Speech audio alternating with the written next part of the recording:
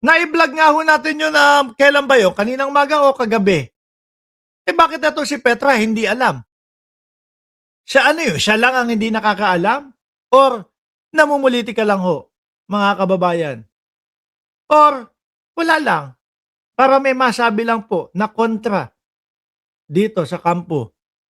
No? Para may masabi lang po na ikasisira nung Gatchalian Black. Ito po, si Sherwin Gatchalian, mga bossing, magsasalita. NBI, may posibleng link, Ito, tingnan mo. according to the NBI, may posibleng link to them. No? That's according to the NBI. Ano, yung mga dating ano daw yan, o yung iba dyan, mga dating Marines. Di ba, may nakikita pa ako kumakalat na picture na matataas na kalibre ng baril yung mga hawak nung 18 Marites. Pero hindi naman po lahat kasi hindi naman lahat Marines eh. 'Di ba? Karamihan ay puro ano pa. Karamihan po puro may mga kaso pa ho, mga bossing. Ano gagawin nila? Pasasabugin nila ang Senado? Dahil hindi sila pinapaniwalaan? Grabe ha. Ang lakas naman 'yan. At kung sakali man, dahil yung iba diyan dismiss na, yung iba dyan, natanggal sa serbisyo, saan sila kukuha ng mga baril? Baka kay Bato de la Rosa. No? Hanggang ngayon, no, mga boss chief mo, sir, wala tayong naririnig doon sa balita kung ano na nangyari dahil nirevoke nga po yung 116 tama ba? Na mga baril ni Bato de la Rosa. Hanggang ngayon, no, hindi natin nababalitaan kung isinuko na po nila yan eh. So sa madaling salita po, illegal na po yan. No? Pwede at maaaring kasuhan si Bato de la Rosa ng illegal possession of firearms ho, mga bossing. Yari ka, boss. Diba? Baka ipahiram doon sa 18 Marites. Dahil wala na po itong mga ito. 118. Tingnan mo, kulang pa ako ng 2. Wala na ho itong mga ito.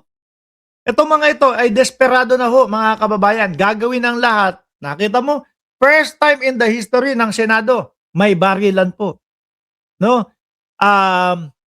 Sa panunungkulan bilang Senate President ni Alan Peter Cayetano. And ayoko na i-divulge in other details. No? That's why lumapit sa amin, no? Si Director Matibag during that hearing, no? Because nga of that possible links. But we're dire-diretso yung aming validation at investigation regarding the entire situation. Ayan. Grabe. Ano po, lahat ng ito, mga boss chief mo, sir, isa lang po ang nito, pakay nito, guluhin, iusog, madismiss, hindi matuloy yung impeachment laban sa Vice Presidente Inday Sara Duterte. Kaya mga kababayan, kapit lang tayo. Tayo naman hindi natin inuusgahan agad-agad ang Vice Presidente. No? Na may pagnanakaw na ginawa, na may paglustay doon sa pera. Kaya lang po, kailangan na madinig. Kailangan maimbestigahan. Kailangan po humarap, mga boss chief mo, sir. At pagka patunayan nila na sila ay walang sala, baka pati ho tayo, mga kababayan, ay kumampi pa sa kanila. Pero, ilang taon na din po, hanggang ngayon, hindi sila makadepensa. Hindi natin marinig ang kanilang panig. Puro po pag-iwas, mga boss chief mo, sir. Ako po si Mark Ramos, magpapaalam na po. Magkita-kita po tayo alas 8 ng umaga, alas 9 ng umaga. Bukas, naka-live po tayo. Maraming salamat and God bless po sa ating lahat.